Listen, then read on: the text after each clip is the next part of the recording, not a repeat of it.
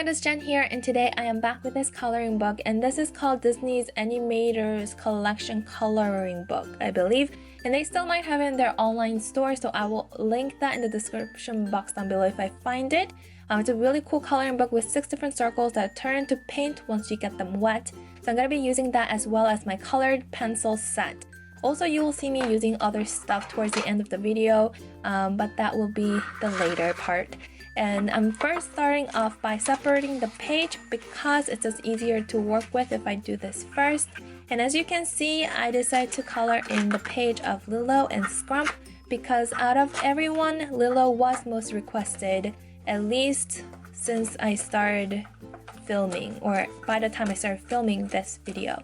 So yes, I started off by coloring in with yellow first, as my normal routine seems to be with this coloring book. And I got her flowers first, and then later I moved on to Scrump's pink ribbon. And I mixed in blue and yellow to get green for Scrump. And I noticed that last time the green wasn't vibrant enough, but this time, well, it wasn't again, but this time it was good that it wasn't so crazy green, but more like minty green, because that really worked well for Scrump. So it worked well this time, not last time, for last time's picture, if that makes any sense. Anyway, I'm now coloring in Lilo's dress, and this dress was more difficult than other dresses that I have colored in for the previous pages, like Anna and Elsa and Pocahontas, because Lilo's dress has a pattern and it's quite sharp on the edges, so it was kind of hard to get it in, but I just tried my best, and sometimes that's all you can do. And then now I'm coloring the flowers, the leaves first, and then I moved on to coloring in the petals, and I colored some with pink, and then I colored one with yellow, as you will see soon later. And that was because I just wanted to pull some colors off from what Lilo has and also what Scrump has. That was just my thought process. And now I'm kind of coloring in the edges, bottom edges with green and top edges with blue for the grass and the sky. And then I also went over the letters with some paint as well to make it pop. I was kind of doubtful of this decision, but then I think it turned out well, so I'm glad I did that. And then I kind of colored in Lilo's face. First starting off by where I think shadows would fall on her face, and then I picked up more water, and then I kind of went over all around to make it more blended and just more lightly. And I think it worked out pretty well. So I think, just kind of getting these kind of dark to light effect, just trying to practice, and it's kind of cool when it works out. Kind of stinks when it doesn't.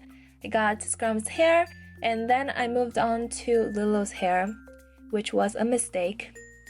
Kinda wish I didn't do this, but I colored in certain parts that I felt like would be dark, and then I didn't put any paint on the spots that I thought were light, or at least the picture shows you as it would be highlights on her hair, and this didn't work out for me. But anyway, this is the finished look with paint only. And unlike last pictures, I was not thinking, oh, this is good enough, I definitely need to do more. So I went over with my color pencils, and I quickly realized that the way the color pencil goes on over painted area versus not painted area is different. So it had this weird patchy look, which I really wasn't a fan of. But anyway, I moved on to coloring the dress, kind of outlining the pattern, which also I was not so sure of. And then I went over with water over her hair, thinking that maybe, okay, if I wet the entire area, then that will solve the issue. Anyway, and then I let it dry a little bit while coloring in other spots, like her face and other places that actually helped doing this and made the picture look better in my eyes. But I kind of do wish I colored in Lilo's face darker as well. But I didn't notice that until I started kind of filming this voiceover part, so oh well. I got her flowers, Scrump's ribbon, and everything. And then once I felt like the hair was completely dried, then I later went over to trying to try to fix that area. So first try to use this watercolor color pencil, which is different. So I noticed that this actually goes over much easier than the regular color pencil, so I was like, okay, this is good, this is good. So I went over with wet brush once again to kind of activate that watercolor pencil, I guess. But then as it was drying, I noticed it was kind of getting patchy. So I was like, okay, that's not cool. So after giving Scrump and Lilo some nice blush and everything, I went over that area with a watercolor pencil again. But what I noticed was because the surface was wet, it was kind of going on really nice and richly. So I was like, oh yes, this solved the issue for me. So this was the final look with water, or just the paint it came with, plus color pencil plus watercolor pencil.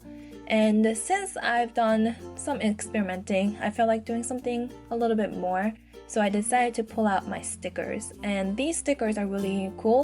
I love them because they're realistic looking flowers, because they're just like pictures of flowers. And also you get to cut them out yourself.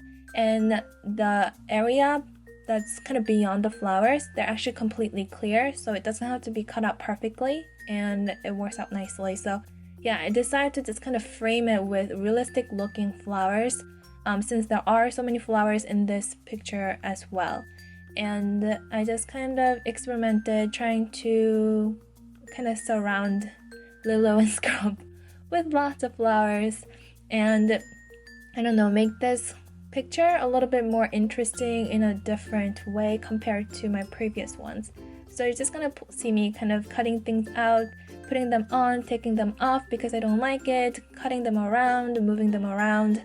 That's basically what I did. I played around with it, and I decided I'm not gonna be like worried about messing things up, because I've already have felt the threat so many times while working on this picture. So it was fun, and I'm definitely happy with the fact that I tried something different, as well as combining so many different mediums, which is something that I kind of look up to when people are good at it, but then I find myself kind of shying away from. So this picture was quite unique and meaningful to me in that way. So this is the final look, and I am really happy with it. Although part of me kind of wish or wonder like what it would have been like if I didn't color in Lilo's hair at all and left it blank. I think it would have worked maybe even better, but still, because of that, I got to try something different, and it kind of encouraged me to do that. So anyway, I hope you guys enjoyed this video. If you did, please give it a thumbs up, and also in the comment section down below, let me know which picture you would like to see me do next time, and I will take the vote. Thank you guys so much for watching. I will see you guys tomorrow with another video. Until then, take care and bye!